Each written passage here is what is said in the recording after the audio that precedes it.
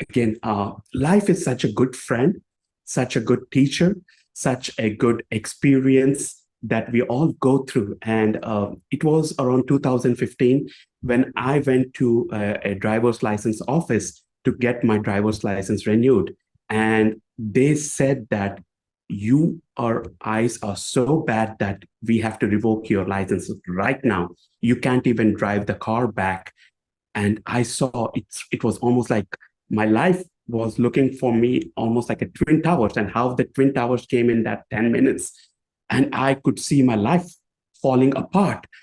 And something in my conscience was saying, Harish, this is not the end, this is just the beginning. So be there, stick with it, and go right in. So I had to call my wife and tell to my wife, please pick me up. My license have been revoked. So 2.5 to 3 years of struggling to get all of the rides and the Ubers and asking people for friends and spouse and all of that, right?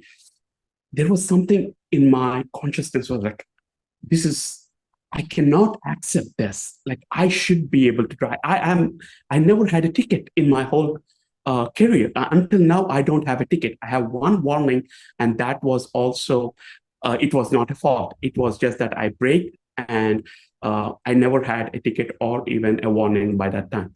So I'm a safe driver, and I think driving is a privilege because of my low vision.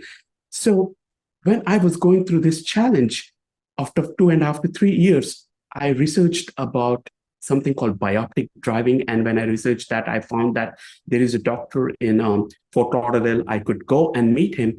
And he was like a God's gift, God sent gift. And he was asking, Harish, I have studied your macular degeneration. I've seen how your eyes are doing right now. But what do you want? And I was like, all I want to be able to read books and drive.